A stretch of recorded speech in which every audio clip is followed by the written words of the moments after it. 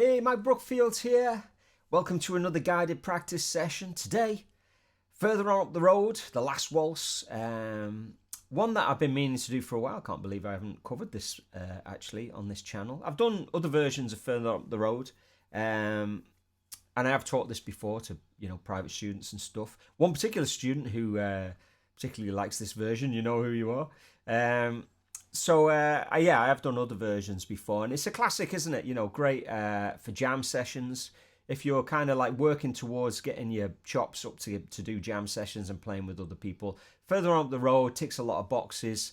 It's easy for the rhythm section. It's the blues in G. It's a feel-good tune. People like to dance to it. It's a good one to end the night. It's got a lot of positives about this tune. It's simple if you're singing. You don't have to have an amazing, killer, voice to pull it off. It's a great song. It's kind of catchy. Clapton in the 70s played it a lot. I think he played it a lot as well, throughout he played it in the 80s. I remember he used to end with it, didn't he? Especially if you're looking at that live footage from Live at Montreux and stuff like that, when he ends it and he introduces the band. It's a good one to do in that kind of sense. So playing wise, he really mixes major and minor and double stops. And, if you're interested in the Clapton style, there's, some top tier kind of Clapton isms in this, so it's only 2 choruses what we're going to do today, but we're going to give it a good old thrashing, go through it. What I think I might do first is just play along with the first chorus and then break it down, then go through the second chorus, break it down, and then we'll put it all together.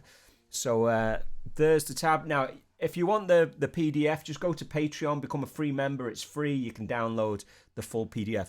The thing is with these tabs, I can put a certain amount of screen, but when it gets to the whole thing, it looks pretty small, doesn't it? So it's nicer if you probably just print it out and then use some of the tab on screen as well.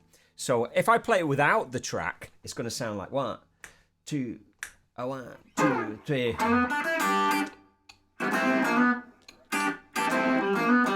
3, 4.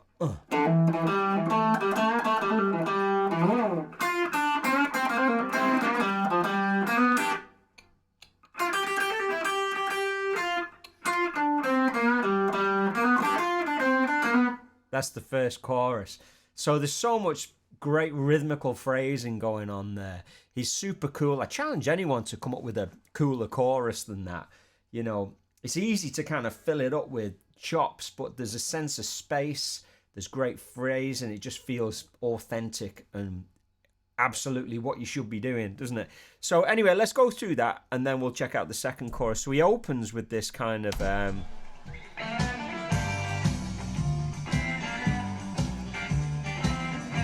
So I've slowed this down to about 80%, so it's slightly easier,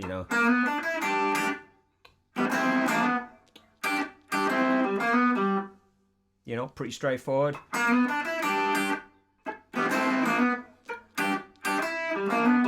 So the unfortunate thing about rock and roll when you try and notate it, it doesn't notate that great. Because, even though you perceive one note, there's a whole cluster of things going on around it, isn't there? You might hit a string, but it's not playing a true note. It's playing this kind of quasi-pitched, percussive sound. You hear it a lot in Hendrix and Stevie Ray Vaughan and that. So you have to kind of take that into account. So aim for the notes, but there's more going on. You know what I mean? The way he hits it.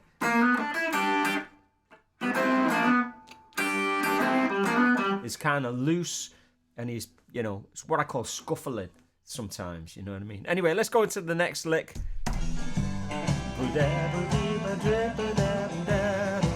So you got this.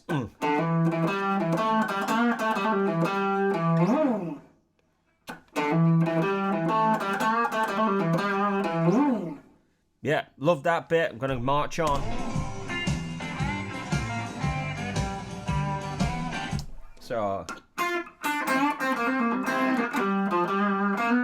So listen out for short notes, bap, staccato, and, more legato where he's hanging on to notes,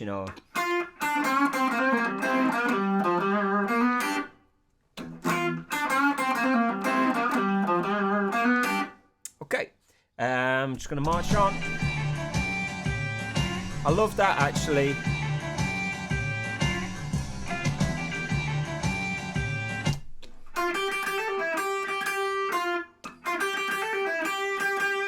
So this is kind of like the end of the second line into the first bar of the third line.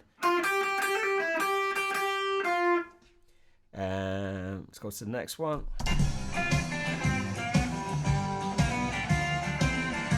And then you've got this lovely crotchet triplet. You know, really lovely. So, you know, if you're looking for some good rock and roll, you know, guitar solo to study, those 12 bars, you know, you're getting pretty good value out of those 12 bars. I'll play along with them, will I? Put it back to the beginning.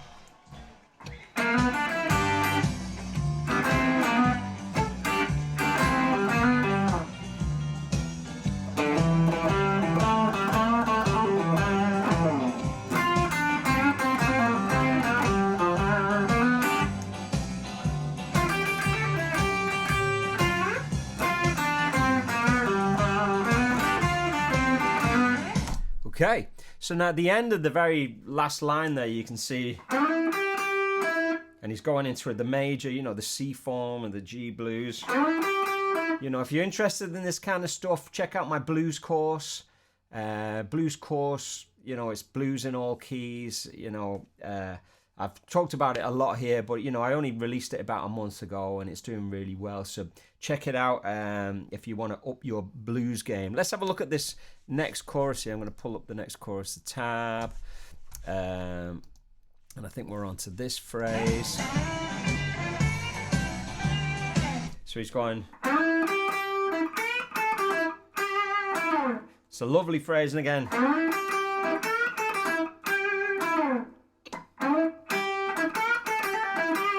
And then he develops pretty much this.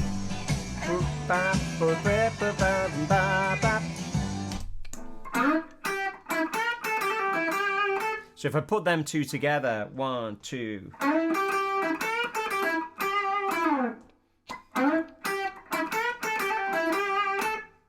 Really nice, really nice. Is there any more there? No, I don't think so. Yeah. I'm using my little finger there, but, you know, equally you could use your third.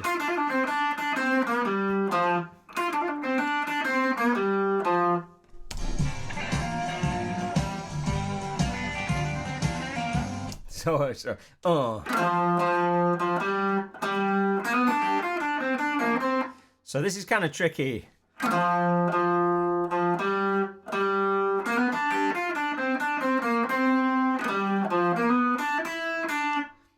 Okay, so that's from bar 2 on the second line. Rest.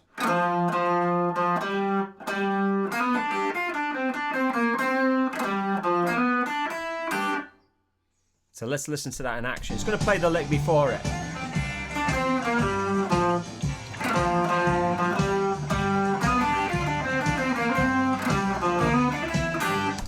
So again, from that whole phrase, which is 1, 2, 3,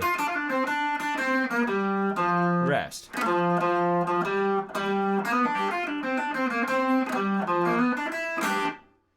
Okay, one more time, slow. 1, 2, 3.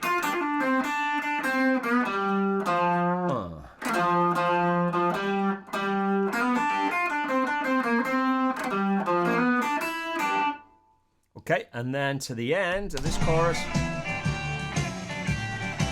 So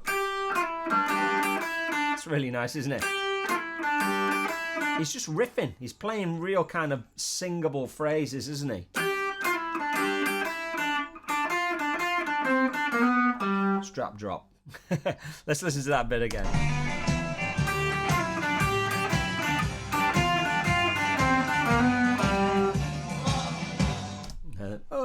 You know, where he straps the, you know. Okay, so let's go through both of those choruses back to back, will we? Here we go.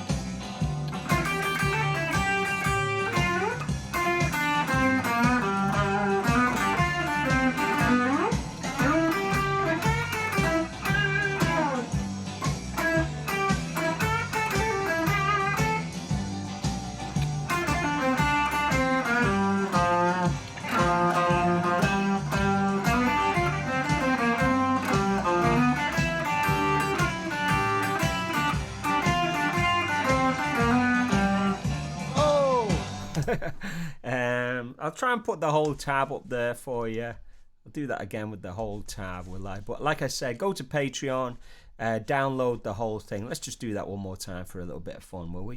Here we go.